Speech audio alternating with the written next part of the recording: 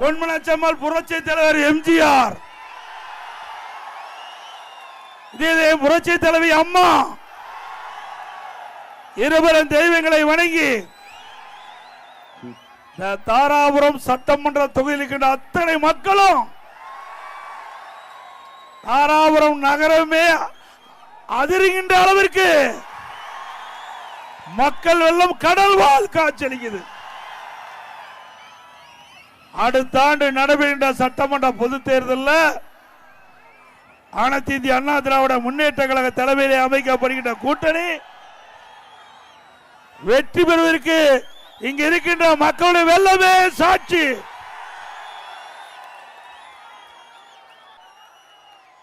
திரு ஸ்டாலின் இன்னைக்கு பல பொதுக்கூட்டத்தில் பேசிட்டு விடாரு. அடுத்த ஆண்டு நடைபெறுகின்ற சட்டமன்ற பொது தேர்தலில் திமுக தலைமையில் அமைக்கப்பட்ட கூட்டணி தான் வெற்றி பெறும் ஒரு பகல் கனவை கண்டு கொண்டிருக்கின்றார் திரு ஸ்டாலின் அவர்களே. தாராபுரத்தில் இருக்கின்ற இந்த எழுச்சி பயணத்தில் இடம்பெற்றுகின்ற மக்களை வெள்ளத்தை பாருங்கள். இந்த மக்களுடைய ஆரவாரம் மகிழ்ச்சி இதுதான் அடுத்த ஆண்டு நடைபெறுகின்ற சட்டமன்ற தேர்தலுக்கு வெற்றி. ஆகவே நீங்கள் காண்பது பகல் கனவு. நீங்க கூட்டணி பலம் என்று சொல்லிட்டு இருக்கிறீங்க. அனைத்து இந்திய அண்ணா திராவிட முன்னேற்ற கழக தலைமையில் அமைக்கப்படுகின்ற கூட்டணி இங்க இருக்கிற மக்களுடைய பலம். அதை நம்பி நாங்கள் தேர்தல் நிற்கின்றோம். இன்றைக்கு ஒரு ஆட்சிக்கு வருவதற்கு மக்களுடைய பலம் தான் தேவை. மக்கள் எண்ணினால் மக்கள் தான் ஒரு ஆட்சி கொண்டு வரக்கூடிய வலிமை படைத்தவர்கள். மக்கள் தான் நீதிபதிகள். அவர் அளிக்கின்ற தீர்ப்பு தான் இறுதியானது. அவர்கள் யாரை ஆட்சியில அமர வைக்க வேண்டும் என்று எண்ணுகிறார்களோ அவர்கள் ஆட்சிக்கு வருவார்கள். யாரை ஆட்சியிலிருந்து இறக்க வேண்டும் என்று எண்ணுகிறார்களோ அவர்களை ஆட்சியிலிருந்து இறக்குவார்கள். அதுதான உண்மை. நீங்க தானே முடிவு செய்யறீங்க. உங்களை முடிவு தானே இறுதியானது. ஆனா ஸ்டாலின் உங்களை நம்பல, கூட்டணி நம்பிக்கொண்டிருக்கின்றார். அண்ணா திமுக மக்களை நம்பிக்கொண்டிருக்கின்றது, திமுக கூட்டணி நம்பிக்கொண்டிருக்கின்றது. ஆகவே மக்கள் தான் எஜமானவர்கள். மக்களுடைய தீர்ப்பு தான் இறுதியானது. அதை நாங்கள் நம்புகிறோம். இன்றைய தினம் திராவிட முன்னேற்ற கழகம் ஆட்சிக்கு வந்து 52 மாத காலம் ஆகிவிட்டன. இந்த 52 மாத காலத்தில் இந்த தாராபுரம் சட்டமன்ற தொகுதிக்கு ஏதாவது ஒரு பெரிய திட்டத்தை கொண்டாந்துருக்காங்களா? இல்ல. திராவிட முன்னேற்ற கழகம் ஆட்சிக்கு வந்தாலே ஊழல் தானாக வந்துவிடும். ஊழலின் ஊற்றுக்கண் திமுக, திமுக ஊழல், ஊழல் திமுக. அது உண்மைதானே? இன்றைக்கு இந்தியாவில் பல மாநிலம் இருக்குது. ஊழலுக்காக கலைக்கப்பட்ட ஒரே அரசாங்கம் திமுக அரசாங்கம். திமுக அரசாங்கம் தான் இந்தியாவிலேயே ஊழலுக்கு கலைக்கப்பட்ட அரசாங்கம். இன்றைக்கு இந்த ஆட்சியில் கலெக்ஷன், கமிஷன், கரப்ஷன் நடக்குதுல்ல. இன்னைக்கு எந்த துறையிலாவது லஞ்சம் இல்லாத உங்களுக்கு பிரச்சனை தீருதா? எல்லா துறையிலும் லஞ்சம். லஞ்சம் இல்லாத துறையே கிடையாது. அப்படிப்பட்ட ஆட்சி தொடர வேண்டுமா? இன்னைக்கு திராவிட முன்னேற்ற கழகம் குடும்ப ஆட்சியாக மாறிவிட்டது. இன்னைக்கு வாரிசு அரசியலாக இன்றைக்கு திமுக இருந்து கொண்டிருக்கிறது. இன்னைக்கு திமுக 4 முதலமைச்சர் இருக்கிறாங்க. ஒன்று ஸ்டாலின், உதயநிதி ஸ்டாலின், பிறகு திரு ஸ்டாலினுடைய மனைவி துர்கா அம்மா. அவையிலும் விட்டு வைக்கல. இப்ப அவையிலும் பேட்டி கொடுக்க ஆரம்பிச்சுட்டாங்க. உண்மைதானே? ஒரு திமுக ஒரு முதலமைச்சர் இருந்தாவே நாட்டு மக்கள் தாக்கு முடிக்க முடியாது. 4 அதிகார மையங்கள், 4 முதலமைச்சர் தமிழகத்தில் இருந்தா தமிழகம் எப்படி இருக்கும் எண்ணி பாருங்க. இன்றைக்கு இந்த அதிகார மையம் மக்களை வாட்டி வதைக்கிறது. திமுக அதில் இருக்கிற திரு கருணாநிதி குடும்பம் பிழைக்க 8 கோடி வரை வாட்டி வதைத்துக் கொண்டிருக்கின்றார். 8 கோடி மக்களை வாட்டி வதைக்கின்ற கட்சி திமுக கட்சி. உண்மைதானே? இன்னைக்கு திராவிட முன்னேற்ற கழகத்தில் வாரிசு அரசியல். திரு கருணாநிதி, அதுக்கு பிறகு ஸ்டாலின், அதுக்கு பிறகு உதயநிதி, இன்பநிதியும் வருவார் சொல்றாங்க. இன்பநிதியும் வருவதாக சொல்றாங்க. ஒரு அமைச்சர் சொல்றாரு இன்பநிதி வந்தாலும் நாங்கள் ஏற்றுக்கொள்வோம் என்று. அப்படின்னா அது கட்சியா? Corporate company. கம்பெனியில தான் முதல்ல ஓனர் இருப்பாங்க, அப்புறம் அவருடைய வாரிசு அந்த கம்பெனி எடுத்துக்குவாங்க. அப்படி திமுக கட்சி அல்ல, அவர் கம்பெனியா மாறிவிட்டது. அந்த கம்பெனி தமிழகத்தில் தொடர வேண்டுமா? தொடர வேண்டுங்களா? ஆக திமுக என்ற கம்பெனிக்கு மூடு விழா நடத்துகின்ற தேர்தல் 2026 சட்டமன்ற தேர்தல் செய்வீங்களா? ஆக இன்றைக்கு திரு கருணாநிதி ஒரு குடும்பம் பிழைக்க இத்தனை மக்கள் இன்றைக்கு கஷ்டப்பட்டு இருக்கிறாங்க. இன்றைக்கு எல்லா துறையிலும் இவ்வளவு பத்திரப்பதிவு, நீங்க பத்திரப்பதிவு செய்ய போனா அதுக்கு தனியா ஒரு ரேட்டு, அதுக்கு எவ்வளவு பதிவு பண்றீங்களோ அதுக்கு தகுந்த மாதிரி ரேட் போடுறான். இப்படி எங்கேயுமே கிடையாது. ஒரு பிளாட் போட்டா அந்த பிளாட்ல முத நிலத்துக்கு ஒரு ரேட், அதுக்கு விலை நிர்ணயிக்க ஒரு ரேட்டு, பிறகு அது பத்திரம் பதிவு செய்யறதுக்கு ஒரு ரேட்டு. இப்படி பிரிச்சு பிரிச்சு இன்றைக்கு திராவிட முன்னேற்ற கழக ஆட்சியில் இந்த பத்திரப்பதிவில் மிகப்பெரிய மெகா ஊழல் நடைபெற்றுக் கொண்டிருக்கிறது. அண்ணா திமுக ஆட்சிகளுடன் இதை முழுமையாக விசாரிக்கப்பட்டு மக்களுடைய ஆதரவோட சட்ட ரீதியாக தகுந்த நடவடிக்கை எடுக்கும். அது மட்டும் இல்ல, இன்னைக்கு டாஸ்மாக் கடை உங்களுக்கு தெரியும், ஒரு பாட்டிலுக்கு 10 ரூபாய் வாங்குறாங்களா அதிகமா? எல்லா வலைதளத்திலையும் பத்திரிகையிலும் வந்திருக்குது. தமிழகத்தில் 6000 மதுக்கடை இருக்குது. 6000 மதுக்கடையில் பெரும்பாலான மதுக்கடையில் இருக்கிற பார்லாம் திமுக கட்சி சேர்ந்த ஒருத்தரே எடுத்துக்கிட்டார். எந்த கடையில் அதிகமா சேல்ஸ் இருக்குதோ அந்த கடைக்கு பக்கத்தில் அந்த மதுபான பார் எடுத்துக்கிட்டாங்க. இல்லீகல் விற்பனை. ஒரு நாளைக்கு 1.5 கோடி பாட்டில் விற்குது டாஸ்மாக்ல. ஒரு பாட்டிலுக்கு 10 ரூபா அதிகமா வாங்குறதுல ஒரு நாளைக்கு 15 கோடி வருது. 15 கோடி ரூபாய் இந்த பாட்டில் விற்பனையில் மட்டும் வருது. மாசத்துக்கு 450 கோடி, வருஷத்துக்கு 5400 கோடி, 4 வருஷத்துல 22,000 கோடி டாஸ்மாக் ஊழல் செய்த அரசாங்கம் தொடர வேண்டுமா? வெறும் 10 ரூபா வாங்கினதே இவ்வளவு கொள்ளையடிச்சிருக்கிறாங்க. அது மட்டுமல்ல, இடி இந்த டாஸ்மாக்ல முறைகேடு நடைபெற்றதாக அவள் ஆய்வு செஞ்சு அவள் சோதனை செஞ்சு கண்டுபிடிக்கப்பட்டதா பத்திரிகையில் வந்திருக்கிற செய்தி. முழுமையா விசாரிக்கப்பட்டா 40,000 கோடி டாஸ்மாக் நிறுவனத்தில் முறைகேடு நடைபெற்றிருக்கும் என்று அவர்கள் செய்தி வெளியிட்டிருக்கிறாங்க. அண்ணா திமுக ஆட்சிகளுடன் டாஸ்மாக் நிறுவனம் முழுவதும் சோதனை செய்யப்பட்டு தகுந்த அதிகாரிகள் மூலமாக அந்த ஊழல் முறைகேடுகளை கண்டுபிடிக்கப்பட்டு அம்பலப்படுத்தப்பட்டு யாரெல்லாம் இதில் சம்பந்தப்பட்டார்களோ அவர் மீதெல்லாம் சட்ட நீதியாக நடவடிக்கை எடுக்கப்படும். எனக்கு திராவிட முன்னேற்ற கழகம் ஆட்சிக்கு வந்து இது நகராட்சி. நகராட்சியில் வீட்டு வரி 100% உயர்த்திட்டாங்க, கடை வரி 150% உயர்த்திட்டாங்க, குடிநீர் வரி உயர்த்திட்டாங்க. போதாதுக்கு குப்பைக்கு வரி போட்டாங்க, குப்பை கூட விட்டு வைக்கல. இப்படிப்பட்ட அரசாங்கம் தேவையா? அதோட கரண்ட் பில், கரண்ட் ஏற்கனவே தொட்டா தான் ஷாக் அடிக்கும். கரண்ட் பில்ல கேட்டாவே திமுக ஆட்சியில் ஷாக் அடிக்குது. அப்படித்தானே இருக்குது. அது மட்டும் இல்ல, இந்த வரி வீட்டு வரி கடை வரிக்கலாம் வருஷம் 6% உயர்த்துவாங்களாம். இப்ப போன வருஷம் போட்டாங்க, இந்த வருஷம் 6% உயர்த்திட்டாங்க. போன வருஷம் 100%, இப்ப 106% உயர்த்திட்டாங்க. ஆக இன்னைக்கு திராவிட முன்னேற்ற கழக ஆட்சி தேர்தல் நேரத்தில் வரியே போட மாட்டேன்னு தேர்தல் அறிக்கை வெளியிட்டாங்க. ஆனால் ஆட்சிக்கு வந்த பிறகு மக்களை வாட்டி வதைக்கின்ற அளவிற்கு வரி மேல் வரி போட்டு மக்களை துன்புறுத்துகின்ற அரசாங்கம் தேவையா? அதோட விலைவாசி வெண்ணெய் முட்டுகின்ற அளவுக்கு உயர்ந்து போச்சு. இன்னைக்கு விலைவாசி பட்டியல். அது மட்டும் இல்ல, இந்த பிளான் அப்ரூவ்டு, இது நகராட்சிங்க. நகராட்சியில் 1000 சதுரடி வீடு கட்டணும்னா அண்ணா திமுக ஆட்சியில் 37,000 ரூபாய் அதுக்கு சார்ஜ். இப்ப திமுக ஆட்சியில் 74,000 ரூபாய், 100%. நீங்க 1000 ரூபாய் 1000 சதுரடி வீடு கட்ட வேண்டும் என்றால் அதிமுக ஆட்சிக்கு அந்த வீடு கட்டுவதற்கு அனுமதிக்கு அது கட்டணம் 37,000.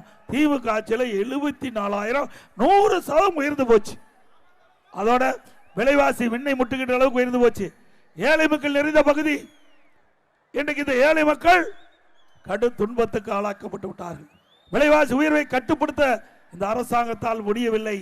ஏனென்றால் அரசாங்கத்தில் கவனம் செலுத்தல, மக்கள் மீது கவனம் செலுத்தல. மக்களுக்கு பிரச்சனை வருகின்ற பொழுது பிரச்சனை தீர்ப்பதற்கு இந்த அரசு முன்வரல. எப்பொழுது பார்த்தாலும் இன்றைக்கு முதலமைச்சர் குடும்பத்தை பற்றி சிந்தித்துக் கொண்டிருக்கிறார். அதனால நாட்டு மக்களை பற்றி கவலைப்படாத முதலமைச்சர் இன்றைய முதலமைச்சர் ஸ்டாலின் அவர்கள் இன்றைக்கு இதெல்லாம் மளிகை கடையில் வாங்கிட்டு வந்த லிஸ்ட் இல்லைன்னா நாளைக்கே அறிக்கை விடுவாங்க திமுக காரர்கள். அதனால அண்ணா திமுக ஆட்சியில் 2021 அண்ணா திமுக ஆட்சியில் 1 கிலோ பச்சரிசி சாப்பாட்டு அரிசி 50 ரூபாய்க்கு விற்பனது. திமுக ஆட்சியில் 77 ரூபாய்க்கு விற்குது. 27 ரூபாய் அதிகம். பொன்னி புழுங்கல் அரிசி 1 கிலோ அண்ணா திமுக ஆட்சியில் 50, திமுக ஆட்சியில் 72.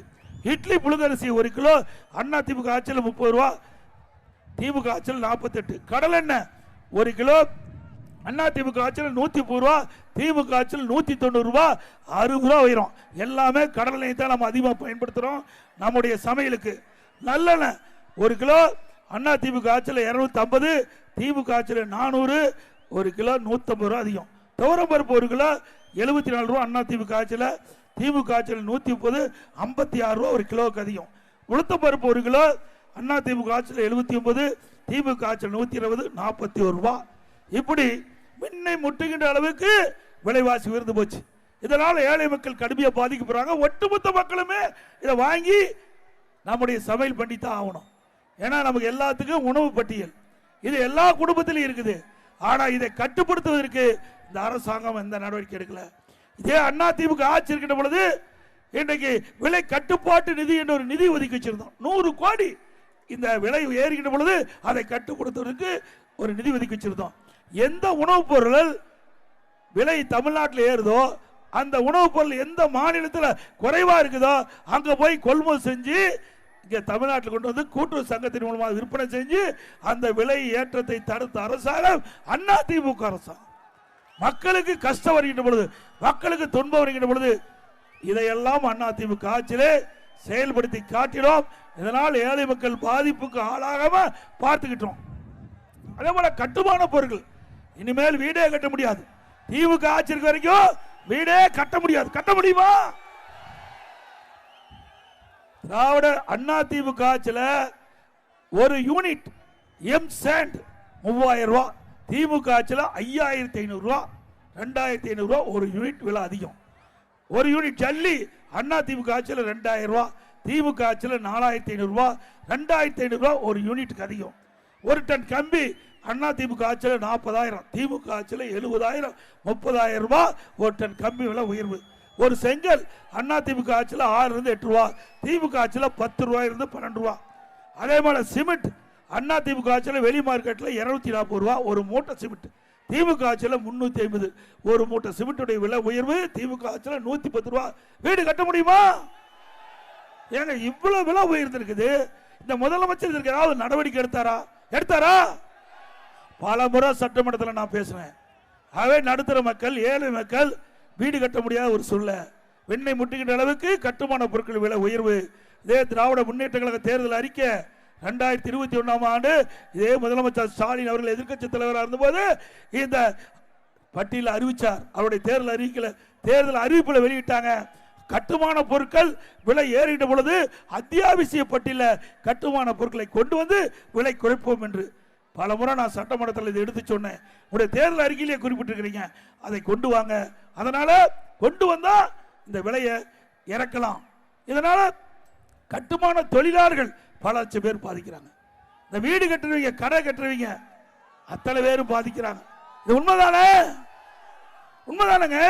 விலை ஏறி போச்சுல. அதோட எங்க பார்த்தாலும் போதைப் பொருள். இன்னைக்கு பார்த்தீங்கன்னா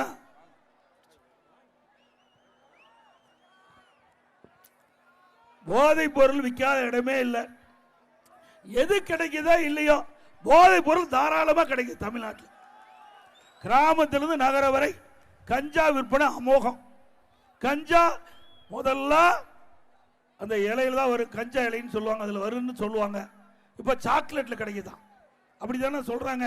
நான் வரும்போது கூட சொன்னாங்க, நேற்று தினம் சாக்லேட்டில் இந்த கஞ்சா வடிவத்தில் வந்து அதை கண்டுபிடிச்சதா பத்திரிகை செய்தி.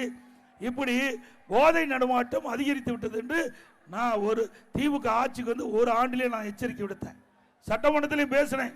பிரதான எதிர்க்கட்சி என்ற முறையில், அந்த எதிர்க்கட்சி தலைவர் என்ற முறையில் முதலமைச்சருடைய கவனத்தை கொண்டு வந்தேன். இன்றைக்கு தமிழகத்தில் கஞ்சா விற்பனை அதிகமாக இருக்குது. அந்த கஞ்சா விற்பனையை தடை செய்ய வேண்டும், இரும்பு கரை கொண்டு அடக்க வேண்டும். இதற்கு மாணவர்கள், இளைஞர்கள், பொதுமக்கள் இந்த கஞ்சாவுக்கு அடிமையாகிவிட்டா அந்த குடும்பம் சீரழிந்து விடும், அவரும் சீரழிந்து விடுவார். ஆகவே இந்த சமுதாய மக்களை காப்பாற்ற வேண்டும். மாணவர்கள், இளைஞர்கள், பொதுமக்களை காப்பாற்ற வேண்டும் என்றால் இந்த கஞ்சா தமிழகத்தில் அறவாக தடை செய்ய வேண்டும். இதுக்கு ஒரு டிஜிபி இருந்தார், யாருன்னு உங்களுக்கு தெரியும். 2.0, 3.0, 4.0 ரிட்டர் ஆகி ஓ போட்டே போயிட்டார். கடைசி வரைக்கும் ஒண்ணுமே செய்யல, ஓ போட்டுட்டு போனதான் மிச்சம். இப்படி திமுக கட்சி சேர்ந்த நிர்வாகிகள் பல பேர் இதில் ஈடுபட்டதா தகவல். அதனாலதான் இந்த கஞ்சா விற்பனை தடை செய்ய முடியல. ஏன் காவல்துறை நினைச்சா, அரசாங்கம் நினைச்சா இதை தடை செஞ்சிருக்கலாம்ல? முடியாது. ஏன்னா திமுக தலைவர் இந்த 2 ஆண்டுக்கு முந்தைய அவருடைய பொதுக்குழு, திமுக பொதுக்குழு நடக்குது, அந்த பொதுக்குழுல பேசுறார் முதலமைச்சர். திமுக கட்சி தலைவர் அவருடைய கட்சியுடைய பொதுக்குழுல பேசுறார். நான் இரவுல கண்மூடி காலையில கண் திறக்கும் போது எங்க திமுக கட்சிக்காரல என்ன பிரச்சனை நடக்கும் என்று அச்சத்துல கண் விளக்கிறேங்கிறார். அச்சத்துல கண் திறக்கிறாராம். அவர் சொன்னது அப்படின்னா திமுக கட்சிக்காரருடைய அட்டகாசம் எப்படி இருக்குது பாருங்க. அந்த கட்சியுடைய தலைவரே சொல்றார். அப்படி இருக்கிற காரணத்துல தான் இந்த திராவிட முன்னேற்ற கழக ஆட்சியில் ஸ்டாலின் மாடல் அரசாங்கத்தில் கஞ்சா விற்பனையை தடை செய்ய முடியவில்லை. இதற்கெல்லாம் ஒரு விடிவு காலம் பிறக்க வேண்டும் என்றால் அண்ணா திமுக தலைமையில் இருக்கின்ற கூட்டணி வெற்றி பெற்று அண்ணா திமுக ஆட்சி அமைக்க வேண்டும். அப்பதான் போதைப் பொருள் நடமாட்டத்தை தடுக்க முடியும். இன்னைக்கு ஒரு மாநிலத்தில் போதைப் பொருள் நிறைந்துட்டா அந்த மாநிலத்தில் எந்த வளர்ச்சியும் ஏற்படாது. இன்னைக்கு புதிய தொழில் வருகிற வராது. இன்னைக்கு மக்களுக்கு பாதுகாப்பு இல்ல. இந்த போதை ஆசாமியால் இன்னைக்கு மக்கள் பாதிக்கிறாங்க. இன்னைக்கு இந்த கஞ்சா போதை ஆசாமியால் இன்னைக்கு பல பாலியல் வன்கொடுமை நடக்குது, கொலை, திருட்டு, இப்படி பல சம்பவங்கள் இந்த கஞ்சா போதை ஆசாமியால் நடைபெற்றுக் கொண்டிருக்கிறது.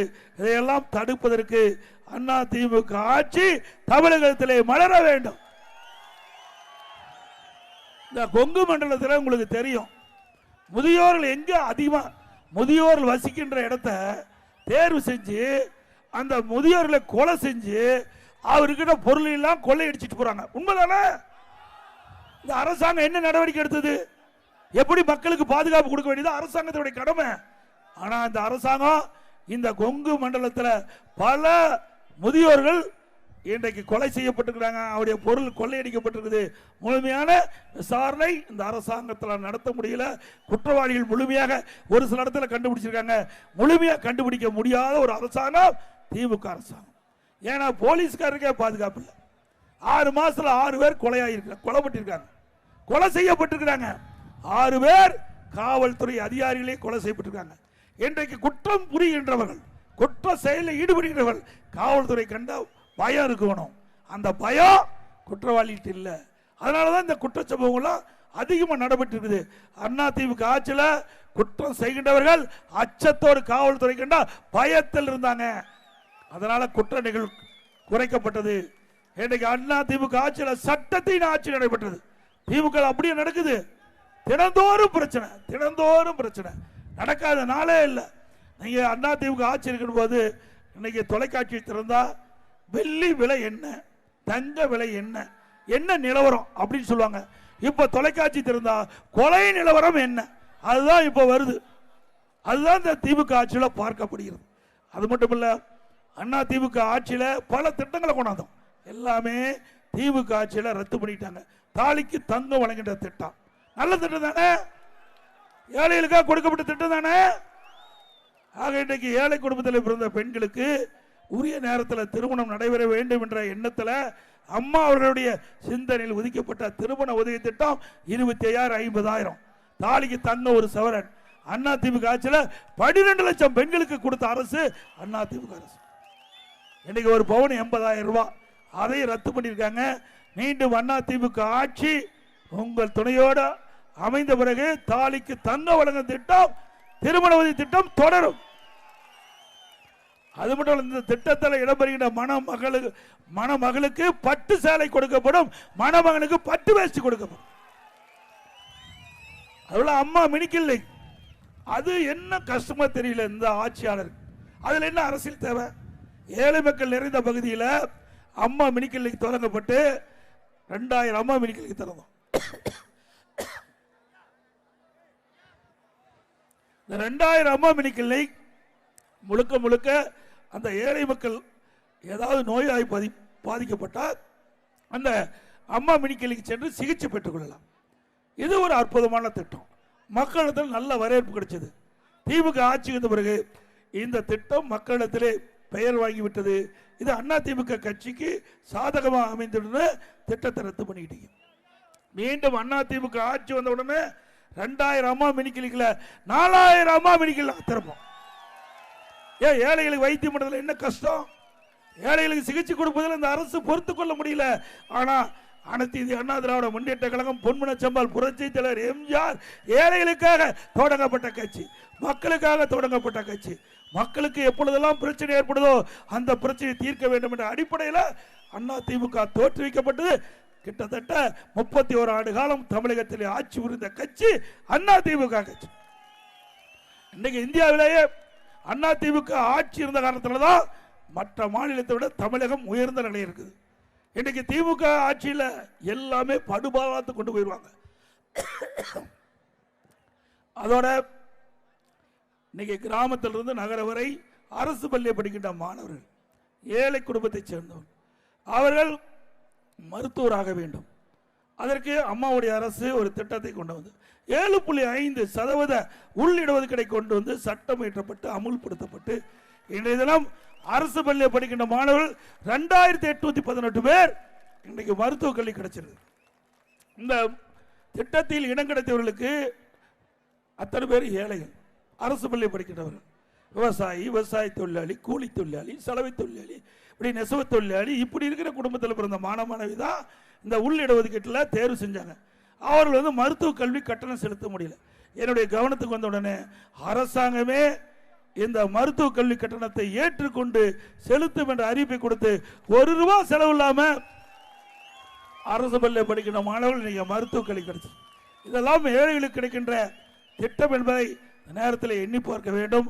அதே போல இன்றைக்கு அரசு பள்ளியை படிக்கின்ற மாணவர்களுக்கு நல்ல திறமையான கல்வி கிடைக்க வேண்டும், அறிவுபூர்வமான கல்வி கிடைக்க வேண்டும், உலகத்தரத்திற்கு ஏற்ற கல்வி கிடைக்க வேண்டும் என்ற இதயம் புரட்சி தலைவி அம்மா அவர்கள் லேப்டாப் கொடுத்தாங்க.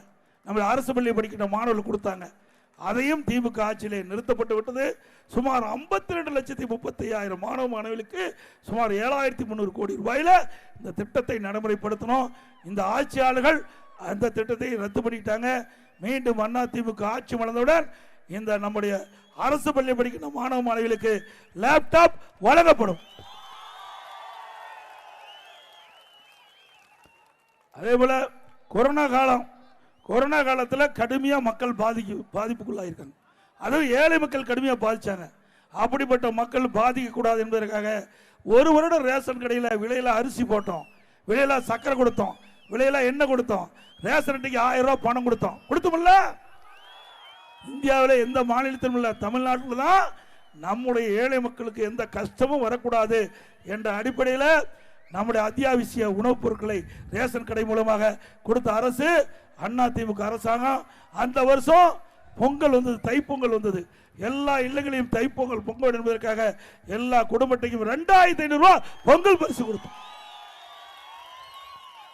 அந்த காலகட்டத்தில் நம்முடைய மாணவர்கள் பள்ளிக்கு செல்ல முடியல, கல்லூரிக்கு செல்ல முடியல. அந்த காலகட்டத்தில் கல்லூரியில் படிக்கின்ற மாணவர்களுக்கு அந்த கல்வி தடைபடக்கூடாது என்பதற்காக ஆன்லைன்லேயே வகுப்பு நடத்தணும், ஆன்லைன்லேயே தேர்வு நடத்தணும். நம்முடைய மாணவர்கள் கல்லூரியில் படிக்கின்ற மாணவர்கள் அதே ஆன்லைனில் அவர்கள் எக்ஸாம் எழுதி நல்ல பட்டத்தை பெற்றார்கள். பள்ளியிலே படிக்கிற மாணவருக்கு ஆல் பாஸ் போட்டு கொடுத்தோம்ல. இந்தியாவில் எந்த மாநிலத்திலும் இல்ல, தமிழ்நாட்டில் தான் ஆல் பாஸ் போட்டு கொடுத்த மாணவர்கள். ஸ்டாலின் உங்களுடன் ஸ்டாலின் ஒரு விளம்பரத்தை அடிச்சு வீடு வீடா வந்தாங்களா? நகரத்தில் வந்திருப்பாங்க, வரல. சில இடத்துக்கு போனாங்க. போய் இந்த விளம்பரத்தால 46 பிரச்சனை இருக்குதான். மக்களுக்கு 46 பிரச்சனை இருக்குது. இந்த 46 பிரச்சனையும் திராவிட முன்னேற்ற கழக அரசு மக்களை சந்தித்து அவர்கிட்ட மனு வாங்கி பிரச்சனை தீர்ப்பாங்களாம். தீர்க்க முடியுமா?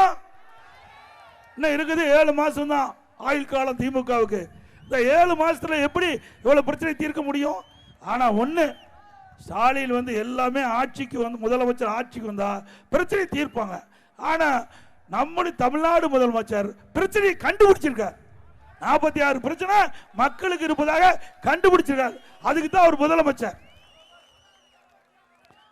சரி, மனு வாங்கினாங்க. இந்த மனுவை முறையா கொண்டு போய் சம்பந்தப்பட்ட அதிகாரி கொடுத்தாங்கன்னா அதுவும் இல்லை. அந்த சிவகங்கை மாவட்டம் திருப்புவனம் என்ற பகுதியில் ஆற்றில் கிடக்குது. இந்த மனு ஆற்றில் கிடந்து அதை காவல்துறை அதை பறிமுதல் செஞ்சு வழக்கு போட்டுக்கிறாங்க. அதே வலைதளத்தில் வந்திருக்குது. புதுக்கோட்டையில் இந்த மனு இந்த உங்களுடன் ஸ்டாலின் மக்கள் கொடுக்கிற மனு வடை கட்டி கொடுக்குறாங்க. வடை கடையில் வடை சொல்றாங்கல்ல, அந்த கடையில் மக்களுக்கு இந்த மனு மூலமா வடை கட்டி கொடுக்குறாங்க. அதையாவது ஒழுங்கா செய்யறீங்களா? அது மட்டும் இல்ல, திராவிட முன்னேற்ற கழக தேர்தலில் ஆட்சிக்கு வந்தவுடன் நீட் தேர்வு ரத்து செய்யறாங்க. செஞ்சாங்களா? அப்புறம் உதயநிதி ஸ்டாலின் நீட் ரத்து செய்வதற்கு ரகசியம் இருக்குனாங்க. ரகசியத்தை சொன்னாரா? சரி, தாராபுரம் மக்கள் கேட்கிறாங்க, தேர்தல் பிரச்சாரத்துக்கு வருவார், அப்போது ரகசியத்தை வெளியிடுவார்னு பார்க்கலாம். அதோட சரி, இந்த நீட் தமிழகத்துக்கு விலக்கு பெறுவதற்கு 1 கோடி பேர்கிட்ட கையெழுத்து வாங்கினாங்க. 1 கோடி பேருக்கு தமிழ்நாட்டில் இருக்கிற அத்தனை மக்கள்கிட்ட கையெழுத்து வாங்கி அங்கே மேதகு குடியரசுத் தலைவர்கிட்ட கொண்டு போய் கொடுத்து நீட்டுக்கு விதிவிலக்கு பெறுவதற்காக முயற்சி செய்வேன்னு சொல்லிட்டு வீடு வீடாக போய் கையெழுத்து வாங்கினாங்க. இந்த கையெழுத்து வாங்கி அந்த விண்ணப்பம் எல்லாம் சேலம் மாவட்டத்தில், எங்கள் மாவட்டத்தில் பெத்தநாயகி மலையத்தில் திமுக மாநில இளைஞரணி பொதுக்கூட்டம் நடக்குது. இளைஞரணி கூட்டம் நடந்தது. அந்த கூட்டத்தில் அங்கே இருக்கிற மேடையில் இந்த கையெழுத்து வாங்கின படிவத்தெல்லாம் வச்சுருந்தாங்க. திரு ஸ்டாலின் பேசும்போது காத்து அந்த மனுலாம் அடிச்சுட்டு போய் திமுக காரன் காலில் விழுந்து மிதிப்பட்டதான் மிச்சம். இவ எப்பயாவது மனு வாங்கி மனுவுக்கு தீர்வு கண்டிருக்காங்களா? எதிர்கட்சியா இருக்கும்போது திரு ஸ்டாலின் எதிர்கட்சி தலைவராக இருந்தார். நான் முதலமைச்சர் இருந்தபோது ஊர் ஊரா போனார். ஊர் ஊரா போய் ஒரு திட்டு கண்டா அங்க பாயை விரிச்சு போட்டு அமர்ந்துகிட்டு இவர் திரு ஸ்டாலின், உதயநிதி ஸ்டாலின், திமுக சட்டமன்ற உறுப்பினர், திமுக நிர்வாகிகள் எல்லா ஊருக்கும் போனாங்க, தமிழ்நாடு பூரா. சரி, மக்களும் பரவாயில்ல, ஸ்டாலின் வந்துட்டாரு, திரு உதயநிதி ஸ்டாலின் வந்துட்டாரு, நாம மனு கொடுத்தா தீர்வாயிரும் அப்படின்னு அந்த ஊர் மக்கள் அழைச்சு அவருக்கு முன்னாடி ஒரு பெட்ஷீட்டை போட்டு அமர வச்சு அந்த மக்கள்கிட்ட உங்களுக்கு என்ன குறை இருக்குது அதையெல்லாம் மனுவா எழுதி நீங்க நான் கொண்டு அந்த பெட்டியில போடுங்க, அந்த பெட்டியை பூட்டி சீலை வச்சு நான் வீட்டுக்கு எடுத்துட்டு போய் திமுக ஆட்சிக்கு பிறகு சீலை உடைச்சு பெட்டி திறந்து மனுவை எடுத்து படிச்சு பார்த்து பிரச்சனை தீர்க்கணும்னு சொன்னாரா இல்லையா? செஞ்சாரா? ஏங்க, இந்த காகித மனு போடுறோம், இது என்ன தங்கமா இல்லது என்ன வைரமா திருடிட்டு போறதுக்கு? எப்படி மக்களை ஏமாத்துறாங்க பாரு. இதுக்கு பூட்டு போட்டுறான், சீல் வைக்கிறாராம். எவ்வளவு மக்களை ஏமாத்துறாங்க பாருங்க. ஒரு படத்துல வரும், சதுரங்க வேட்டைன்னு நினைக்கிறேன், அந்த படம் தானே. ஒருவரை ஏமாற்ற வேண்டும் என்றால் ஆசையை தூண்ட வேணும், ஒருவரை ஏமாற்ற வேணும்னா ஆசையை தூண்டணும். அப்படி மக்களிடத்தில் ஆசையை தூண்டி மக்களின் வாக்குகளை பெறுவதற்காக ஸ்டாலின் அரசு மிகப்பெரிய நாடகத்தை அரங்கேற்றிக் என்பதை நாம் எண்ணி பார்க்க வேண்டும். அண்ணா திமுக அரசாங்கத்தை பொறுத்த வரைக்கும் 31 ஆண்டு கால ஆட்சியில் கொடுக்கப்பட்ட வாக்குறுதி உலகத்தையும் நிறைவேற்றிய ஒரே கட்சி அண்ணா திமுக கட்சி. அதே போல ஏழை மக்கள், ஏழை தொழிலாளி குடிசையில் வாழ்ந்துட்டு இருப்பாங்க, இல்லது வீட்டு மனையே இல்லாமல் இருப்பாங்க. தாழ்த்தப்பட்ட மக்கள் குடிசையில் வாழ்ந்துகிட்டு இருப்பாங்க. அதே போல அவர்களுக்கு வீட்டு மனையில் இருக்கு. அப்படிப்பட்ட மக்களுக்கு அண்ணா திமுக ஆட்சி அமைந்தவுடன் அந்த வீடு இல்லாம இருக்கின்ற மக்களுக்கு, குடிசையில் வாழ்கின்ற மக்களுக்கு அதிமுக அரசாங்கம் வந்தவுடன் வீடு இல்லாத நிலத்தை அரசாங்கமே வாங்கி காங்கிரீட் வீடு கட்டி கொடுக்கும். அனைத்து தாழ்த்தப்பட்ட மக்களுக்கும், ஏழை மக்களுக்கும், குடிசையில் வாழ்கின்ற மக்களுக்கும் இப்போ கட்டுற வீடு மாதிரி இல்ல, பல லட்சம் மதிப்புள்ள அற்புதமான காங்கிரீட் அதிமுக ஆட்சியில் கொடுக்கிறோம். ஏன்னா சுதந்திரம் அடைந்து எவ்வளவு நாளும் அந்த மக்கள் துன்பப்பட்டு கொண்டிருக்கிறாங்க, ஏழை மக்கள். அந்த ஏழை மக்கள் வாழ்வு மலர அவர்களும் மற்றொரு போல் மகிழ்ச்சியோடு வாழ்க்கை நடத்த வேண்டும் என்று நாங்கள் எண்ணுகிறோம். அதிமுக ஆட்சியுடைய பிரதான தேர்தல் அறிக்கையை இதுவாக தான் இருக்கும். அதே போல பொன்மனச்சம்மல் புரட்சி தலைவர் எம்ஜிஆர் இருக்கின்ற பொழுது தைப்பொங்கல் அன்று எல்லா குடும்ப அட்டைதாரருக்கும் விலையில்லா வேஷ்டி சேலை கொடுத்தாங்க. திமுக ஆட்சிக்கு வந்த பிறகு அது முறையாக கொடுக்கல. மீண்டும் அதிமுக ஆட்சிக்கு வந்த பிறகு பொன்மனச்சம்மல் புரட்சி தலைவர் எம்ஜிஆர் தொடங்கப்பட்ட அந்த திட்டம் தரமான வேஷ்டி சேலை பொங்கல் அன்று வழங்கப்படும். ஒவ்வொரு தீபாவளியும் அதிமுக ஆட்சி வந்த பிறகு ஒவ்வொரு தீபாவளி வருகின்ற பொழுது நம்முடைய தாய்மார்களுக்கும் சகோதரிகளுக்கும் சேலை கொடுக்கப்படும். இன்றைய தினம் தாராபுரம் சட்டமன்ற தொகுதியில் அனைத்து இந்திய அண்ணா திராவிட முன்னேற்ற கழகம் ஆட்சி இருக்கின்ற பொழுது பல்வேறு திட்டங்களை நிறைவேற்றி கொடுத்திருக்கிறோம். இந்த பகுதியில் காவிரி கூட்டு குடித்திட்டம் 2ஆம் திட்டம் நிறைவேற்றப்பட்டு கொடுத்திருக்கிறோம். தங்குதடியெல்லாம் மக்களுக்கு தூய்மையான நீர் அதிமுக ஆட்சி கொடுத்து, குண்டடம் புதிய பேருந்து நிலையம், புதிய பேரூராட்சி அலுவலகம், 11 துணை ஆரம்ப சுகாதாரங்களுக்கு புதிய கட்டங்களை கட்டி கொடுத்தது அதிமுக ஆட்சியில். மூலநில மாதிரி பள்ளி, ஊராட்சி ஒன்றிய அலுவலகம், யூனியன் போன்றவை அமைக்கப்பட்டது. அமராவதி ஆற்றில் கள்ளி விலசு, தாளக்கரை, தாராபுரம் போன்ற 6 இடங்களில் தடுப்பணை கட்டப்பட்டது. மேலும் அதிமுக ஆட்சி வந்தவுடனே உபரி நீராக அமராவதியிலிருந்து உபரி நீர் அமரானிலிருந்து அமராவதி அந்த ஆற்றில் செல்கின்ற உபரி நீரை ஆங்காங்கே தடுத்து நிறுத்துவதற்கு அதிகமான தடுப்பணை கட்டப்படும். அமராவதி ஆற்றில் கள்ளி விலசு, ஆத்துக்கால் முருதூர், பெருமையம் ஆகிய இடங்களில் 3 பெரிய பாலத்தை கட்டி கொடுத்திருக்கும். தாராபுரம் ஒன்றியத்தில் 35க்கும் மேற்பட்ட இடங்களில் தடுப்பணை, சின்ன சின்ன தடுப்பணை கட்டி கொடுத்திருக்கும். அமராவதி புது ஆயக்கட்டு கால்வாய் முழுவதும் காங்கிரீட் தளம் அமைச்சிருக்கும். தாராபுரம் நகராட்சி அலுவலக கட்டி முனிசிபாலிட்டிக்கு புதிய கட்டிடம் கட்டி கொடுத்திருக்கும். மூலநூல் ஒழுங்குமுறை விற்பனை கூட்டத்திற்கு கூடுதல் கட்டிடம் கட்டப்பட்டது. தாராபுரம், குண்டடம், மூலநூல் ஆகிய 3 பகுதியில் புதிய மின்மயானம் அமைக்கப்பட்டது அதிமுக ஆட்சியில். திருப்பூர், தாராபுரம், ஒட்டச்சத்திரம் புதிய 4 வழிச்சாலை அமைக்கப்பட்டு தாராபுரத்தில் 1 கிலோமீட்டர் தொலைக்கு உயர்மட்ட பாலம் கட்டி கொடுத்தது. இதெல்லாம் போக்குவரத்து நெரிசல் இல்லாமல் இருப்பதற்கு அந்த திட்டம். தாராபுரம் நகராட்சியில் 4 இடங்களில் மேல்நிலை நீர்த்தேக்க தொட்டியில் கட்டப்பட்டு தங்குதடையில்லாம நகர மக்களுக்கு குடிநீர் வழங்கணும். கோரிக்கை மூலநூல்ல முருங்கை பொடி, முருங்கைக்காயிலிருந்து பவுடர் தயாரிக்கிற தொழிற்சாலை வேணும்னு கேட்டுக்கிறாங்க. அதே போல அமராவதி உபரி நீர் லிப்ட் பாசனம், அதாவது நீரேற்று மூலமாக உப்பாறு அணைக்கு கொண்டு செல்ல வேண்டும் என்று கேட்டிருக்காங்க. இங்கே காய்கறி அதிகமாக விளைகிற பகுதி, அந்த காய்கறிகள் கெடாமல் இருப்பதற்கு குளிர்பதன கிடங்க வேண்டும் கேட்டிருக்கீங்க, அதையும் செயல்படுத்தி கொடுக்கப்படும்.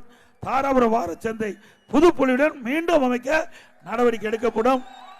இந்த தாராபுரம், ஒட்டச்சத்திரம், மூலநூல் பகுதியில் இந்த கண்வழி கிழங்கு அதில் இருக்கிற விதையை விற்பனை செய்ய முடியலன்னு சொன்னாங்க. நான் வர்ற வழியில் பஸ்ஸை நிறுத்தி அங்கே இருக்கிற விவசாயிகள்லாம் தெரிவித்தாங்க. அதிமுக ஆட்சியில் 1 கிலோ 4000 ரூபாய்க்கு விற்பனை போயிட்டு இருந்தது.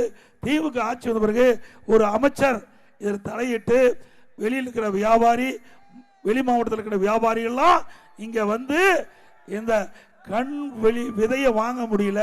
அதனால இன்னைக்கு 1 கிலோ 800 ரூபாய்க்கு விற்குது. இதனால் கடும் மன உளைச்சல் இருக்கிறோம், விலை வீழ்ச்சியில் இருக்கிறோம். 1 ஏக்கருக்கு 4 லட்சம் 5 லட்சம் செலவு செஞ்சு நாங்கள் விதையை உற்பத்தி செய்கிறோம். ஆனால் இந்த ஆட்சியில் வேண்டுமென்றே திட்டமிட்டு திமுக இன்றைக்கு இடைத்தரகளை வைத்துக் கொண்டு எங்களுக்கு கிடைக்க வேண்டிய பணத்தை எல்லாம் அவர் சுரண்டி கொண்டிருக்கிறான்னு சொன்னாங்க. அதிமுக ஆட்சி வளர்ந்தவுடனே இந்த கூட்டுறவு சங்கத்தின் மூலமாக, மார்க்கெட் கமிட்டியின் மூலமாக அந்த விதைகள் விற்பனை செய்வதற்கு அரசாங்கமே ஏற்பாடு செய்யும். நல்ல விலை விவசாயிகளுக்கு கிடைக்கும். அடுத்த ஆண்டு நடைபெற்ற சட்டமன்ற பொதுத் தேர்தலில் அனைத்து இந்திய அண்ணா திராவிட முன்னேற்ற கழக வேட்பாளர் நிறுத்தப்பட்டால் அவருக்கு இரட்டை சின்னத்திலே வாக்களிக்கும். கூட்டணி கட்சி வேட்பாளர் நிறுத்தப்பட்டால் அந்த கட்சியுடைய சின்னத்துக்கு வாக்களிக்க வேண்டும் என்று அன்போடு இந்த நேரத்தில் கேட்டு, மக்களை காப்போம், தமிழகத்தை மீட்போம், மக்களை தமிழகத்தை தமிழகத்தை ஸ்டாலின் மாடல் அரசு, ஃபெயிலியர் மாடல் அரசு. Bye bye Stalin. நன்றி, வணக்கம்.